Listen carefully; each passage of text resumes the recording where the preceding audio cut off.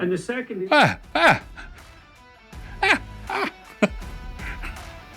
Okay, excuse me.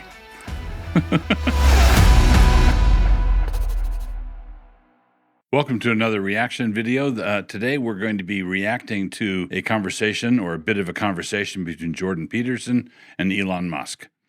So here we go. Yeah. So the story of Job, one of the things I concluded from the story of Job, because it's a precursor to the crucifixion story. So Job makes two decisions. The first decision is that no matter how terrible things become for him, he will not lose faith in himself. Okay. Ow. There's a sense in which Peterson has it right. Job refuses to let go of his understanding of his own integrity. But this is not the same thing as faith in himself. He doesn't have faith in himself, but he does have a commitment to not acknowledging fault that wasn't there. I think that there's a difference there. So just mark that. Mm-hmm. And the second is, no matter what horrors are visited on him by Satan himself, he will not lose faith in the, what would you say, in the spirit that gave rise to the cosmic order. The spirit that gave rise to the cosmic order. I would suggest a more elegant way of saying it. God. That's a convoluted workaround. The spirit, the sort of, we can have deep thinks about where all this came from. Let's just say God. Right, no matter what. Well, so, while I'm not a particularly religious person, I do...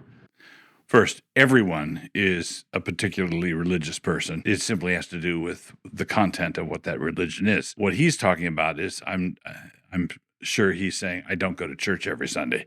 I'm not a particularly religious person in that way. But it's clear that he's thought through a bunch of these things, and he has certain baseline religious commitments. Believe that the teachings of Jesus are good and wise, and that there's tremendous wisdom in turn the other cheek. And for a while there, when I was young, I thought, well, that's really a weak thing. Yeah, to do. It can be. If someone and with respect to bullies at school, I think you shouldn't turn the other cheek. You should punch them on the nose, and then thereafter make peace with them. But they need to stop bullying you, and a punch in the nose will stop that. And then thereafter, make peace.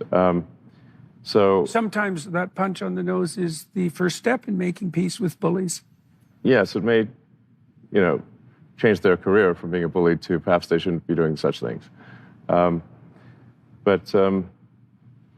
think there's anyway. So I think this notion of forgiveness is important.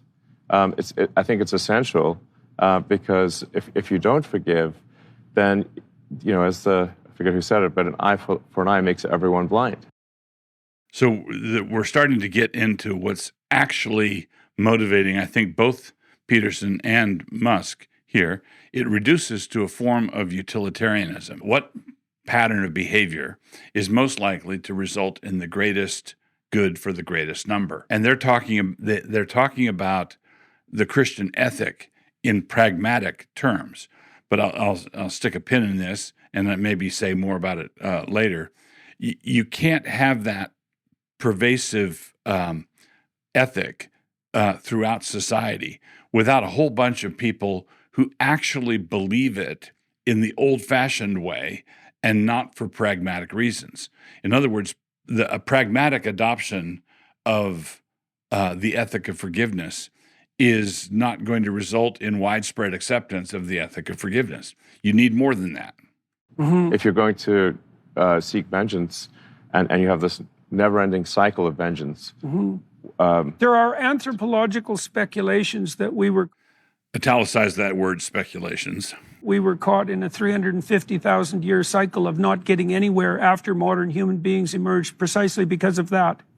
Because we couldn't get out of accelerating tit-for-tat revenge cycles, right? Yeah, so I'm actually a big believer in the principles of Christianity.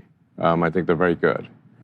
He's talking here about the ethical principles of Christianity. The essential principle of Christianity is in the person of Jesus Christ, who he was and what he did. Death on the cross, burial, resurrection from the dead. That's the heart of Christianity, and a certain ethic flows from that. But the ethic of Christianity is not the essential beating heart of Christianity.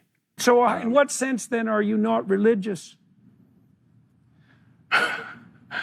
Well, so Dawkins just came out 3 weeks ago or thereabouts and announced that he was a cultural Christian, right? And so the question, Right. I would say I'm probably a cultural Christian. Okay, so- I was brought up as an Anglican, and I was baptized.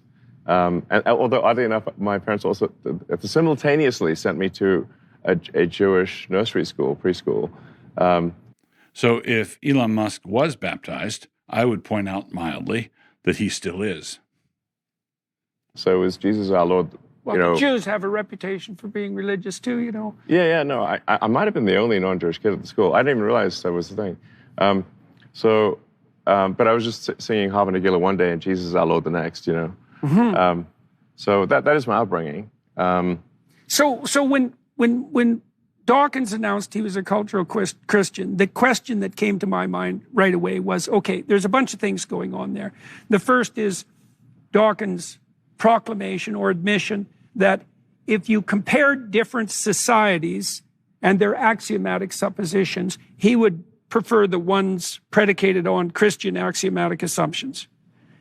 I do think those are good ones. Okay, so... Yeah. Musk wants to say roughly the same things as Dawkins is saying, but I would point out, again, somewhat mildly, you can't point out somewhat mildly. I'm a big fan of apple pie, and presented with pecan pie, apple pie, pumpkin pie, I would always choose apple pie. On the one hand, I am an apple pie Christian, but I hate apple orchards. I hate apple trees, I hate apple orchards, and I've dedicated my life as an atheist to chainsawing all the orchards. But I would much prefer to have apple pie to the others. Well, you keep that up, friend, you're not going to have any pie. So that's why I asked you the question about why you would consider yourself not a religious person, because it seems to me that the essence of it isn't the statement that you abide by a particular Protestant creed, let's say. It seems to me much more akin to the notion that you believe that this set of axiomatic presuppositions is like the pronatalist presumption. It's correct, like it's not correct. It's going to lead to a better society, a society I think that we would prefer to be. And here's where the utilitarianism comes out. They veer toward the ethic of the thing, and to have a bunch of Christians with Christian assumptions is going to lead to a better society that is better for all concerned. That happens to be true, but it cannot be adopted for that reason, because it won't cohere, it won't hang together. If you say what will result in the greatest happiness for humanity, considering not just the present but all future humans? Happiness or meaning? Well, which would you pick? Personally, I'd pick meaning, because for me, meaning leads to happiness. But I think that's right. But the reverse isn't necessarily the case. Yeah, let's just say if you, I could say contentment or something. But I think if a set of principles is likely to lead to a society thinking of themselves as happy or content, or well, okay, then you want to then principles that lead to the most amount of happiness over time. Yeah. Not just the present. Yeah. That iteration element's important. Yeah. Because you have to consider the happiness of future humans as well. I think that's where the utilitarianism, however well it flies in the seminar room or in a discussion like this one, is not a marching creed. It doesn't motivate regular people. Regular people have to be told and taught and believe that Jesus rose from the dead, and that he rose from the dead after he was crucified for their sins, and that he was given a position of universal lordship over all. And therefore, we should pay attention to the ethical pattern that he set down for us. If you take the lordship of Christ away, if you take the gospel away, if you take the grand indicative statements of Christianity, that God is sovereign, man is sinful, God sent his son to die for the sins of his people, he rose again from the dead. If you take all that away, you are taking away the foundation of all the things that they so appreciate. That's the life I want. I want to be 70 and have 18 grandchildren. Let's go! I came from the mud. There's dirt on my hands. Strong like a tree. There's roots where I stand. I'm Tucker Carlson, and I am here with the very famous and highly controversial Pastor Doug Wilson. Even more controversial. Try to catch me howling at the moon.